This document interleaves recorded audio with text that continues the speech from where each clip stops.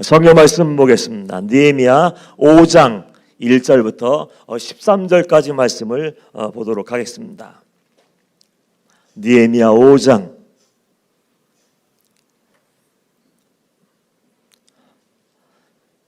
1절부터 13절까지 말씀을 보겠습니다. 1절입니다.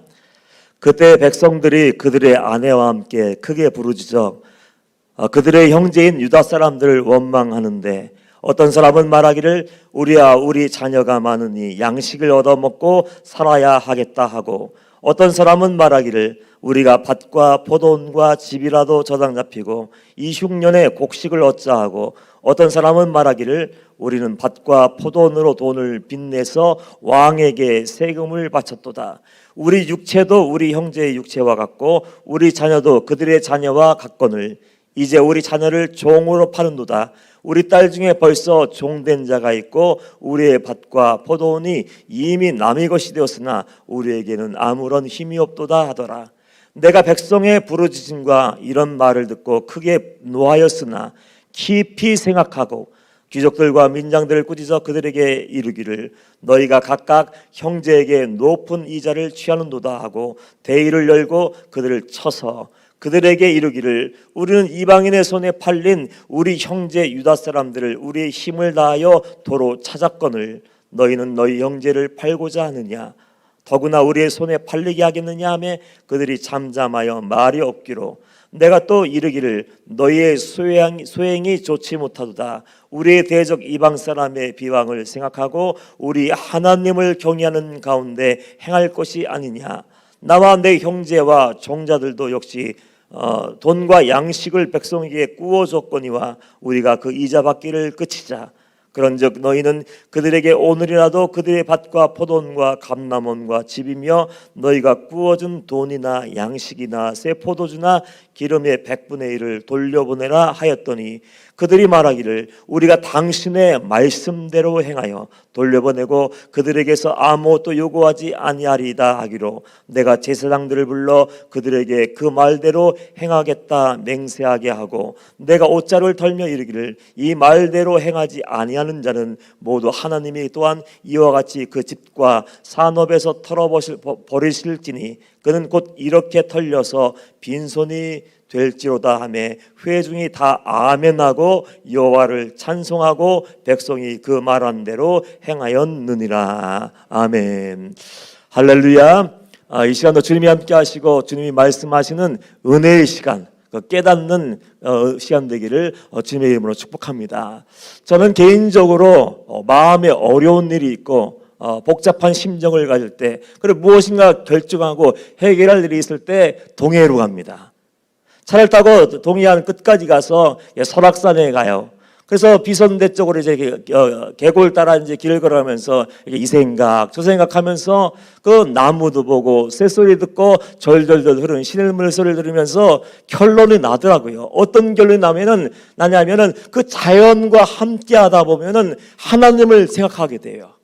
하나님이 이렇게 아름다운 천하 만물을 만들어 놓으셨네. 주 하나님 지으신 모든 세계 찬양이 나오지 않습니까? 그래서 산을 보면서 시냇물을 보면서 나무와 돌을 보면서 새소리를 들으면서 하나님의 살아계심을 다시 한번 경험하게 돼요. 그렇지, 하나님은 살아계시구나. 그리고 이제 바다로 갑니다. 하조대라는 곳을 갈 때마다 들려요. 그곳에 가서 그 드넓은 바다를, 푸른 바다를 보면서 이제 가만히 바라보고 있는 거예요. 이렇게 마음이 푸근해지는지 모르겠습니다. 마음이 정말 좋아요. 마음이 풀리고 그 옆에 있는 해수욕장의 그 해변가를 걷다가 물끄러미 이제 바닷물을 바라보여요. 가만히 바라보고 있으면 맑은 날에도 파도가 치고 있고 바람이 부는 날에도 파도가 치고 있어요. 그냥 높이의 차이고 강도의 차이일 뿐이지 아무리 잔잔한 날에도 끊임없이 파도가 일렁해요. 끊임없이 바닷가 해안가를 때려요. 그래서 그것을 보면서 단순한 진리를 다시 한번 깨닫습니다. 이것이 인생이지.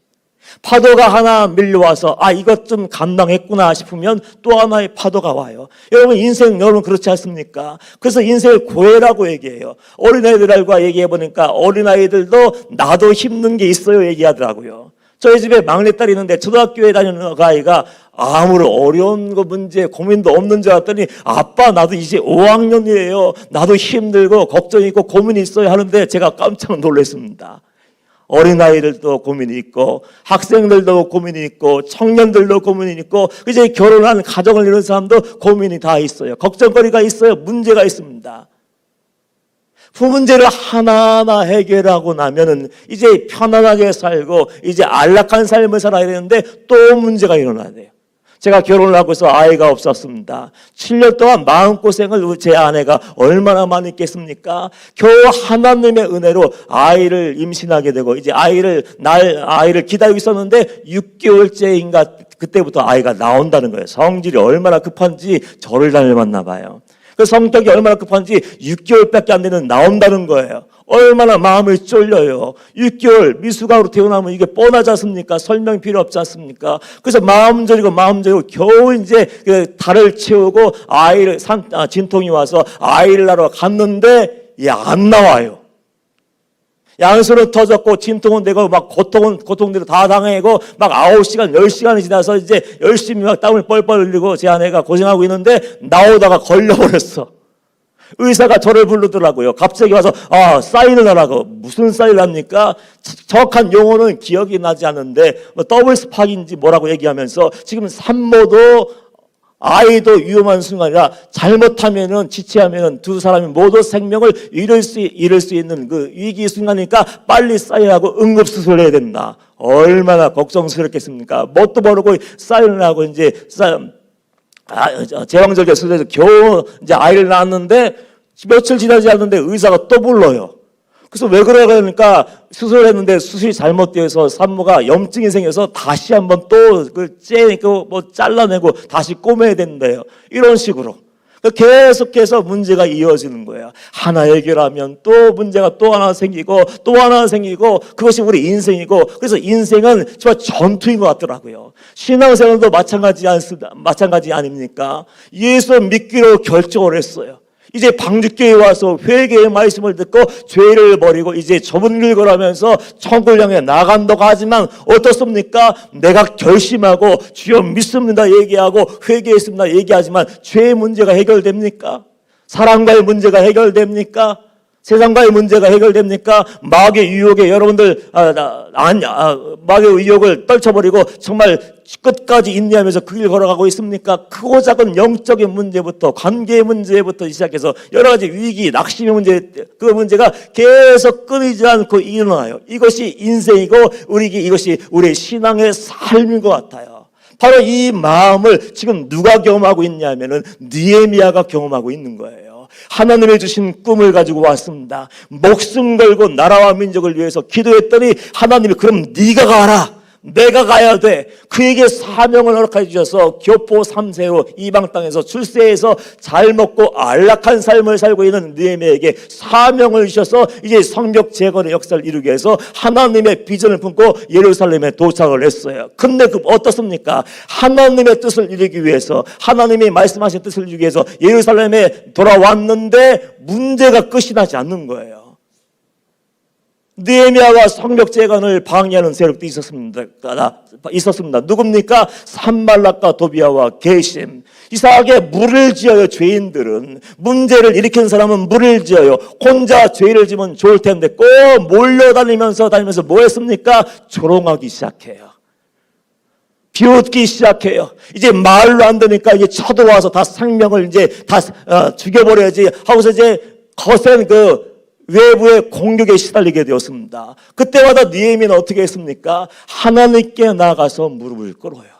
느헤미야가 우리 성도들이 모습이 되어야 됩니다. 어떤 문제가 있든 어떤 위기가 있든 절망의 문제가 있든지 간에 그 문제를 하나님의 사람답게 처리할 수 있는 지혜와 믿음이 있어야 되는 거예요. 느헤미야가 어떻게 합니까? 그 문제를 주님 앞에 가지고 나서 내어놓고 기도함으로 백성들의 마음을 다 똘똘 뭉쳐갖고 하나 되어서 남이 할 수 없었던 누구도 감당할 수 없었던 성벽 재건의 역사를 이루어가는 거예요. 그래서 외부의 적의 공격을 다 막아내고 지금까지 막아내고 이제는 안심하고 이제 그 재건에 몰두할 수 있는 그 순간이 때가 되었는데 말도 안 되는 문제가 내부에서 발생한 거예요. 그래서 오늘 1절 말씀 보시면 어떤 말씀이 기록되어 있습니까? 그때 백성들이 그들의 아내와 함께 크게 부르짖어 그들의 형제인 유다 사람들을 원망하는데 하고서 그 사람들이 2절부터 계속해서 이런 문제가 있고 저런 문제가 있고 저런 문제가 있습니다 하면서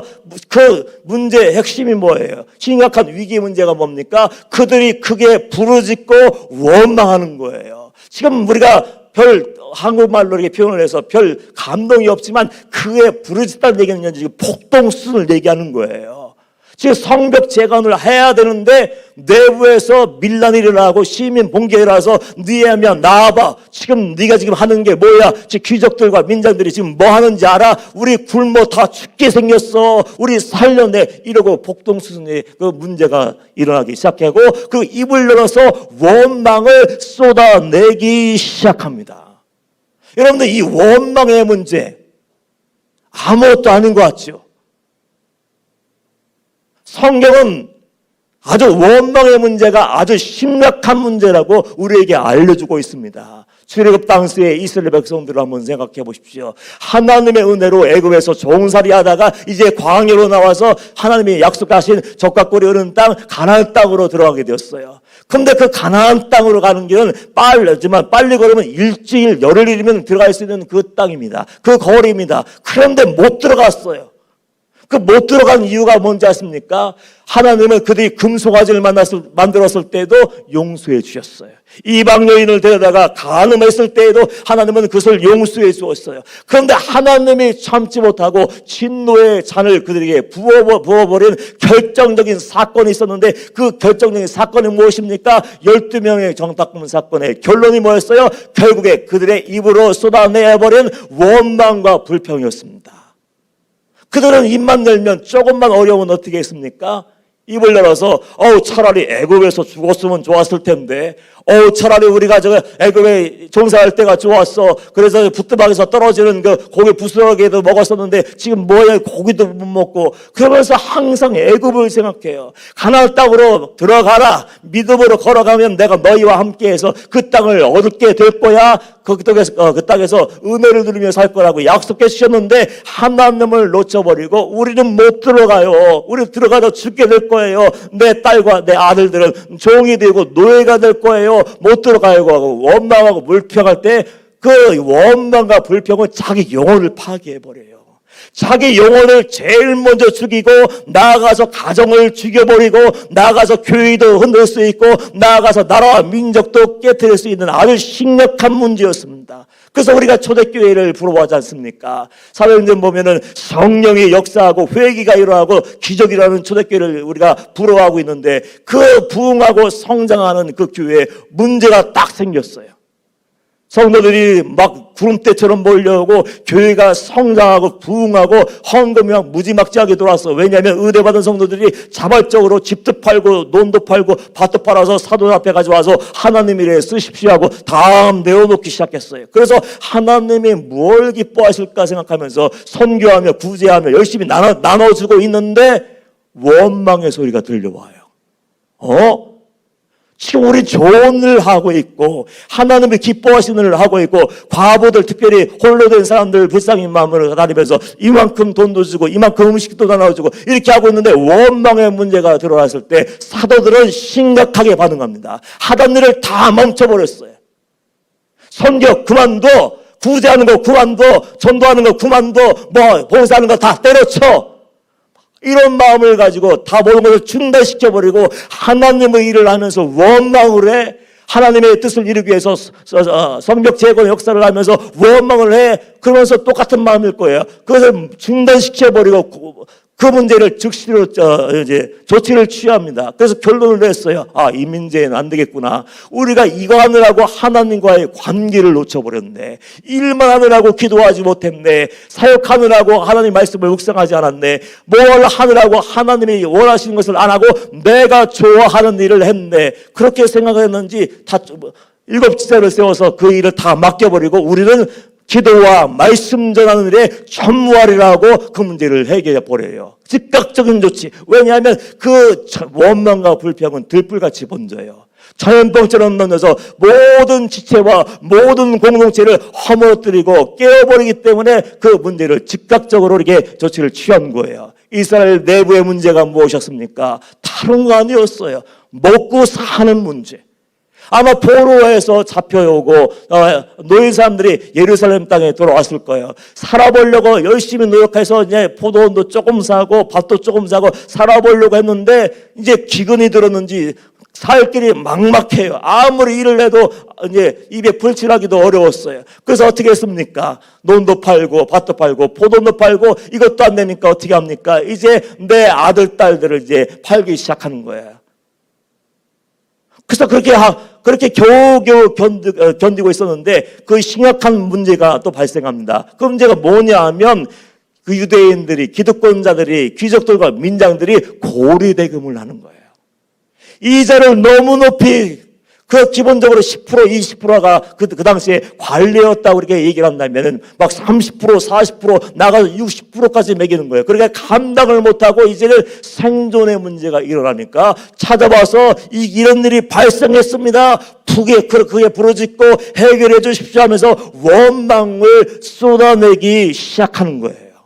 이 문제가 해결되지 않으면 성벽 재건은 의미가 없습니다.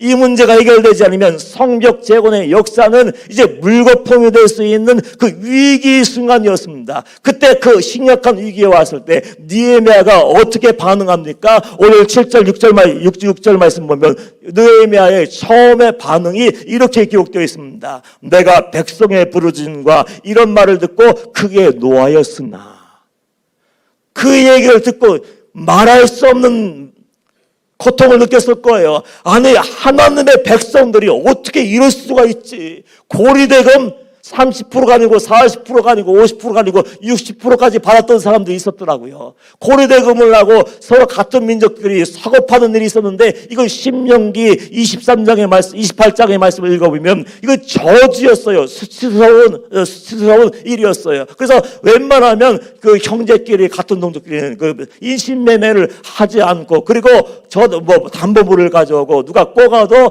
그 해가 지기 전에는 다 돌려주었어요. 왜냐하면 그거 없으면 가난한 사람들이 살 수 없기 때문에 다 나누어졌는데, 하나님의 백성들, 하나님을 믿는 백성들, 하나님의 율법 말씀을 누구보다도 잘하고 있고, 그리고 백성들을 돌봐주고 살펴주고 그들을 살려내야 할 사람들이 그 짓을 하고 있으니까 느헤미야의 첫 번째 반응은 거룩한 분노였습니다. 아닌 것은 아니라고 얘기할 수 있어야 돼요. 죄를 죄가 아니라고 얘기하면 안 돼요. 덮어놓으면 안 되는 겁니다.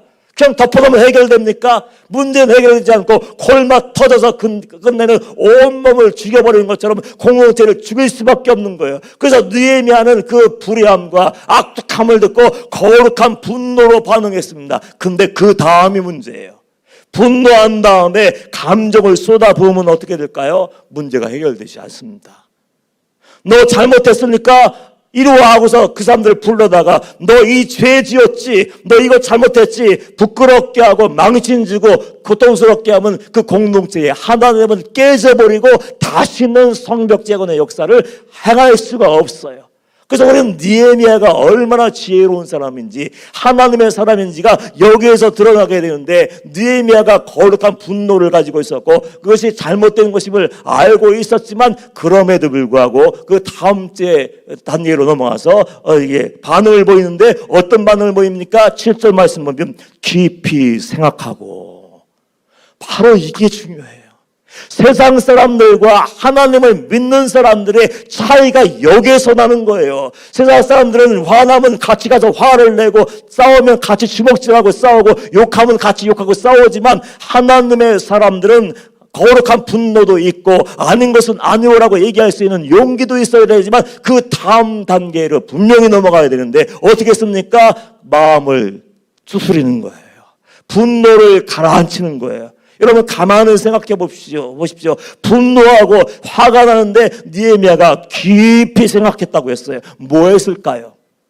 1장부터 5장까지 말씀을 계속 읽어보면 느헤미야의 삶의 발자국이 계속 이어지고 있지 않습니까? 느헤미야는 처음부터 이 순간까지 문제가 생겼을 때 어떻게 했습니까? 하나님께 나갔어요. 하나님께 나가서 무릎 꿇고 하나님, 내 나라와 내 민족을 구원하여 주옵소서, 성벽 재건의 역사를 이룰 수 있는 인물을 보내주시옵소서 기도했어요. 금식하며 목숨 걸고 기도했어요. 문제가 생기고 대적들이 공격할 때도 어떻게 했습니까? 맞서 싸우거나 변명하거나 핑계대지 않고 설명하지 않았습니다. 뭐 했습니까? 제일 먼저 하나님께 나가서 무릎 꿇고 기도했을 거예요. 기도하면서 하나님, 이스라엘 백성들이 불신자도 아니고 하나님의 백성들이, 믿는 자들이 해서는 안 된 일을 지금 하고 있습니다. 내 동족 형제 자매들 사고팔고요, 고리대금을 업으라고요. 그렇지만 그 사람들이 입에 불철도 하기 어려운데 좀 말로 할 수 없는 일을 자행하고 있는데 어떻게 처리하기를 원합니까? 하나님 지혜를 주십시오. 하나님을 깨치지 않을 뜻으로 그 해결할 수 있는 능력을 달라고 기도했을 거예요. 그렇게 깊이 생각하고 주님 앞에 나와서 주님 앞에 나가 기도하고 이제 다음에 행동을 뭐 어떻게 할 것인가를 다 생각한 다음에 이제 조치를 취합니다. 뭐 했습니까? 귀족들과 민장들을 꾸짖기 시작했어요. 이 꾸짖다는 단어가 중요합니다. 그냥 나와서 불러다가 혼낸 게 아니에요. 너 이렇게 살면 돼? 이렇게 고리대금 사채업자 너희 하면 돼? 이렇게 강한 사람 무시하면 돼? 이렇게 혼낸 것이 아니고 이것은 법률 용어예요.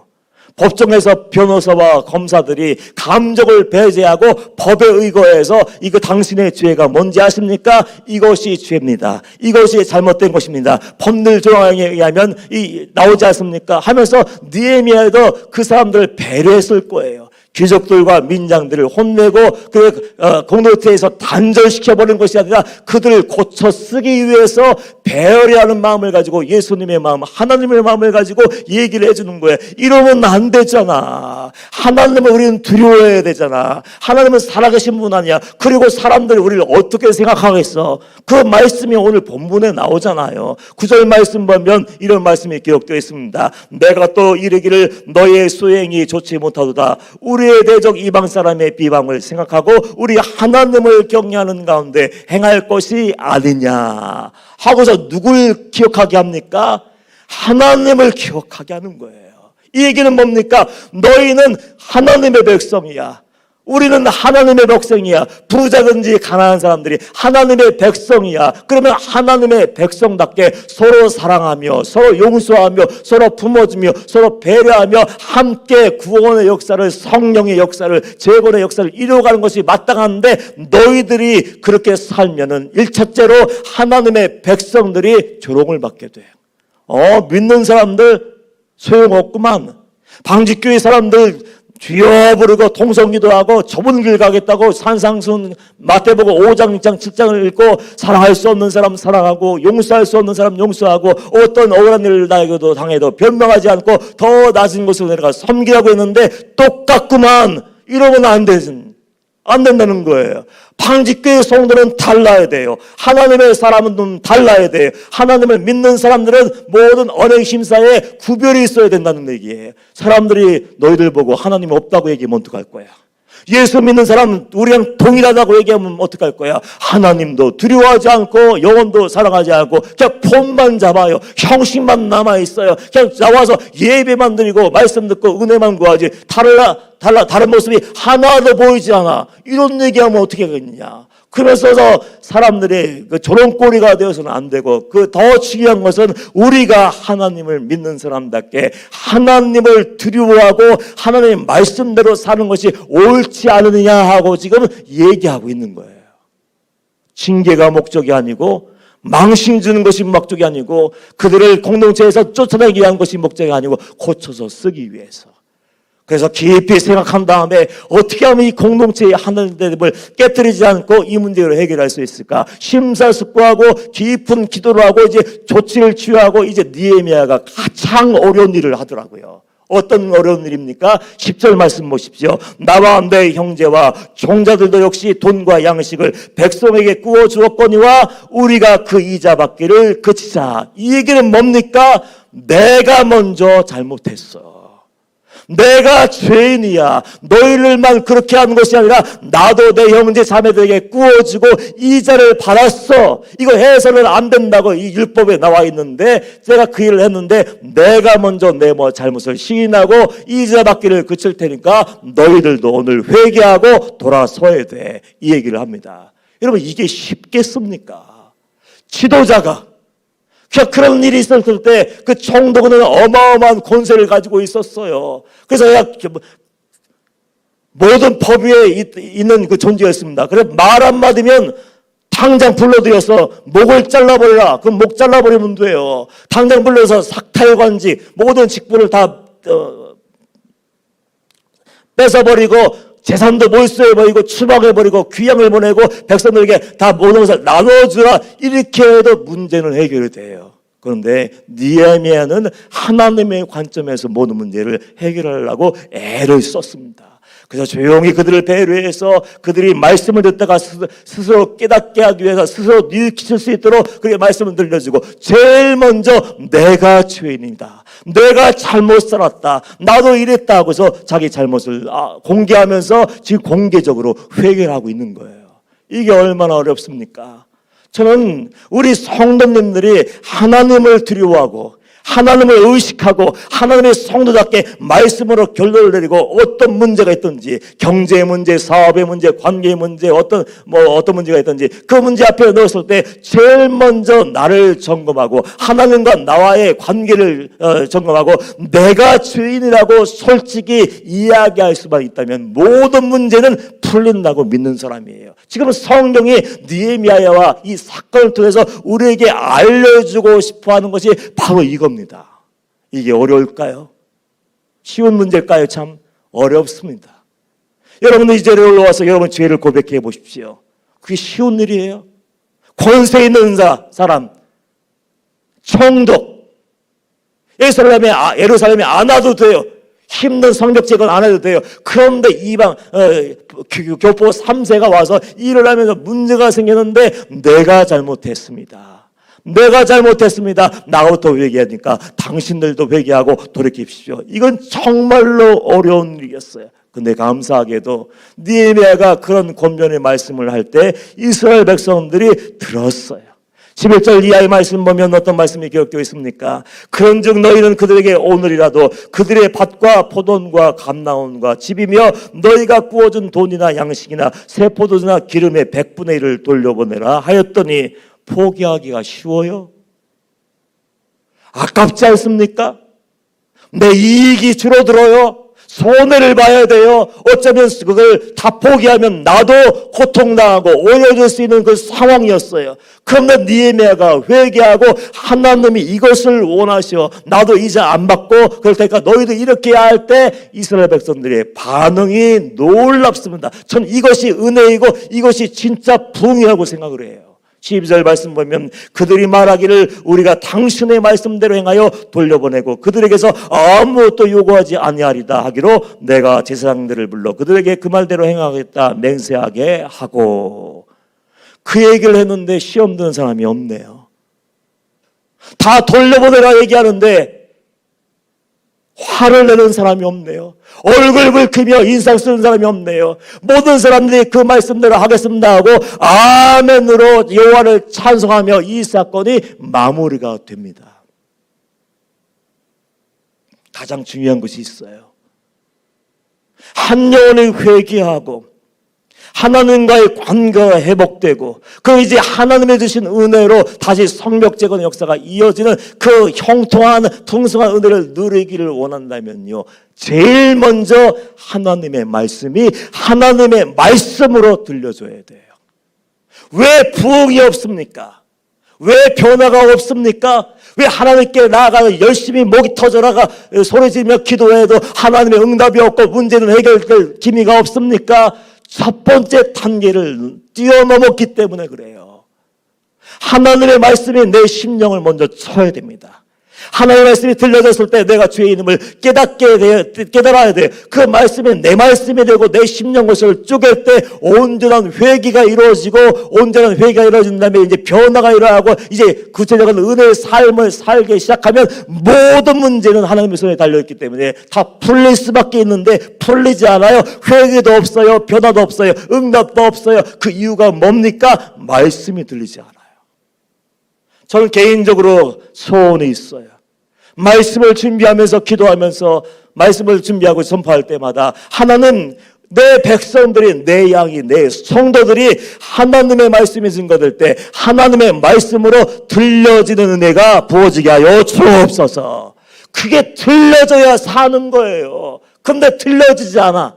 말씀을 듣고 은혜 받기를 원하고 여기저기 뒤적거려요. 요즘 유튜브 시대랍니다.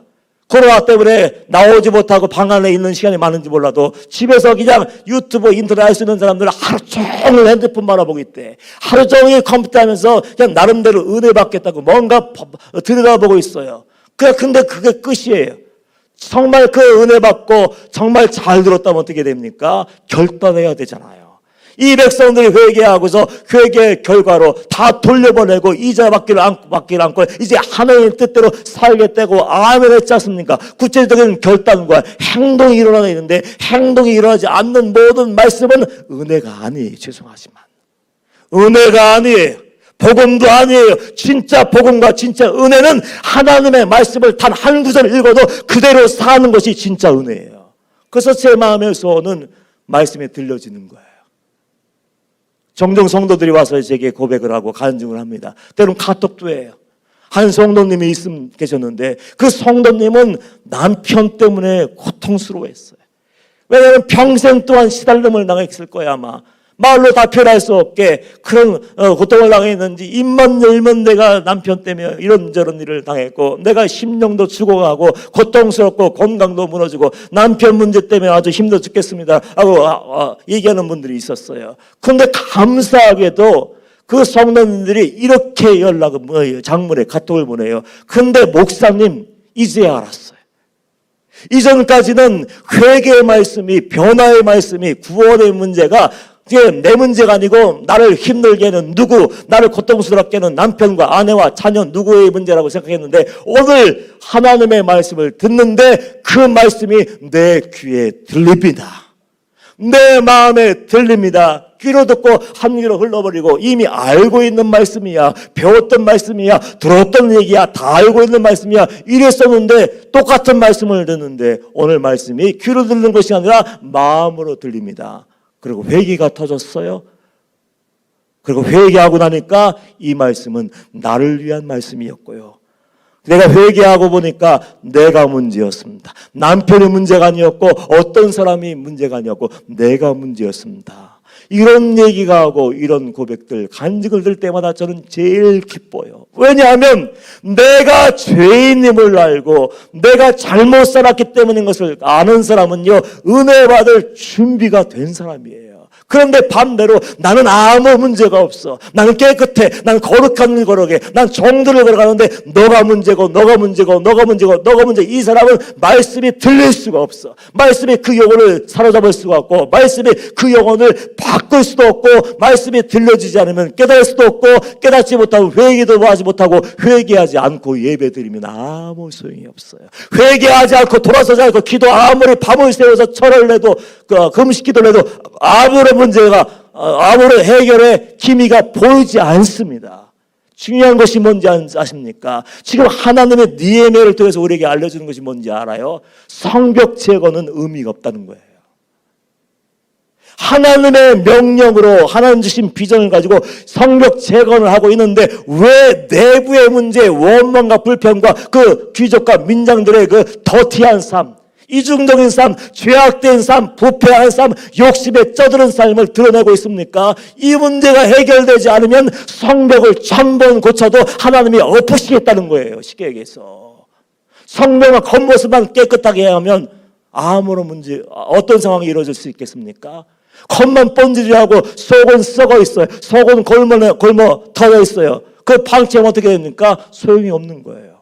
죄의 문제를 끄집어내고 골머 있는 문제를 해결하지 않으면 아무리 멋지게 포장하고 거룩하게 포장하고 사역으로 포장하고 일로 포장해도 하나님의 은혜가 부어지지 않는 거예요. 또 깨워지고 또 실패하고 또 좌절하고 또 낙심할 수밖에 없는 거예요. 그래서 하나님께서는 성벽 재건을 중단케 하시고 그 은밀히 숨어있는 죄악들과 부조리와 부패를 끄집어내고 이 문제를 해결해야 된다. 지금 그 말씀을 하신 거예요. 감사하게도 느헤미야라는 사람이 그 시대에 그 자리에 있어서 얼마나 감사한지 몰라요. 여러분도 그런 사람이 되어야 돼요. 그 시대에 인천방주교회에 꼭 있어야 할 사람, 그 자리에 있어야 될 사람, 그 장소에 꼭 있어야 될 사람이고 필요한 사람이고 하나님과 사람들에게 성도들에게 인정받는 그 사람이 될 수 있어야 돼요.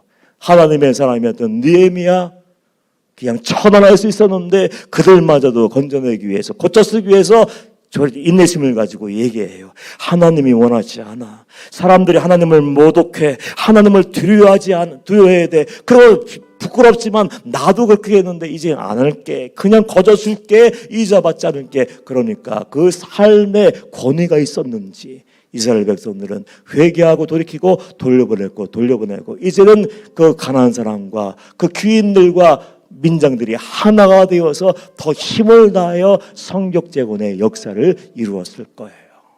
문제 해결의 열쇠가 어디 있습니까? 결국 뭔 얘기를 하고 있어요? 하나님과의 관계. 나는 정말 하나님을 두려워하고 있는가? 내가 보기에 나는 괜찮은 사람이 아니라 하나님이 나를 바라보실 때 나는 정말로 목사인가? 나는 정말로 전도사인가? 나는 정말로 성도인가? 거룩한 은혜의 삶, 하나님이 함께 하실 수밖에 없는 그 삶을 살고 있는가를 물어야 되고, 하나님과 나 사이를 가로막고 있는 어떤 문제가 있다면 그 문제를 빨리 해결해야 돼요. 하나님이 말씀하시는데 내가 삶의 자리에 붙잡고 있는 거 있지 않습니까? 내가 좋아서 붙잡고 있는 그 문제 때문에 부부 사이가 갈라지고 부모와 자녀들 사이가 갈라지고 목사와 성도 사이가 갈라지고 그리고 싸우고 다투고 결국에는 소리 지르며 원망하고 불평하고 서로 싸운다면 그건 비극이지 않습니까? 내가 아무리 좋아도 내가 옳다 생각해도 하나님이 말씀하시면 치워야 돼요. 아무리 즐겁고 재밌어도 하나님이 그건 죄야 얘기하시면 내 영혼의 구원을 위해서 내가 믿는 하나님을 위해서 그리고 나를 바라보고 있는 모든 이웃을 위해서 포기할 수 있어야 돼요. 그걸 포기하지 않으면 그 문제를 해결하지 않으면 깨끗한 옷 입으면 뭐예요? 고급 차 타고 다니면 뭐예요? 아파트 100평짜리 화장실 4개짜리 살면 뭐예요? 아무 소용이 없다는 거예요. 아무 소용. 성벽 재건이 온전해지기를 원한다면 내 거룩한 삶이 먼저 재건되어야 되는 거예요. 어느 문제의 핵심은 하나님과 나 사이. 그 문제를 해결하지 않으면 죄송하지만 우리는 이 시대 코로나 시대에 이길 수 없어요. 하나님의 은혜 안 주실 테니까. 왜? 똑같은 삶을 사는데 무슨 은혜가 있겠어요? 그래서 나를 점검하시고 하나님과 나 사이를 가로막는 모든 것들 부끄럽지만 먼저 끄집어내시고 그 문제 해결함 받고 은혜로 승리하는 여러분들 되셔야 돼요. 모든 문제를 해결한 다음에 느헤미야가 19절에 어떻게 고백하고 마무리합니까? 내 하나님이여 내가 이 백성을 위하여 행한 모든 일을 기억하사 내게 은혜를 베푸시옵소서. 하나님을 딱 붙잡고 사니까 누가 뭐라고 해도 흔들리지 않는 거예요. 하나님이 커 보이니까 문제가 대적이 문제가 안 돼요. 근데 하나님이 작아 보이고 하나님을 내 삶에서 밀어내 보이면 문제가 커 보이고 문제만 묵상하다가 결국은 빠져서 신음하다가 사망할 수밖에 없는 거예요. 더 늦기 전에 나를 돌아보시고 문제의 핵심과 본질을 꿰뚫어 보시고 그 하나님과의 관계를 먼저 회복할 수 있는, 그래서 주의 은혜로 승리할 수 있는 우리 성도님들 되시기를 주님의 이름으로 축복합니다. 우리 말씀 기억하며 주의 한 몸으로 동서로 기도합니다. 하나님과 나 사이를 가로막고 있는 모든 것들 지극히 작은 것이라고 생각하는 모든 것들을 다 주님 앞에 내려놓게 하시고 온전한 회개와 구원이 임하게 하시고 주의 은혜로 이 어두운 세대의 빛을 밝히며 예수 이름으로 승리하며 살아갈 수 있는 우리 모두가 되게 하여 주옵소서. 주의 한번 모르고 통성을 기도합니다.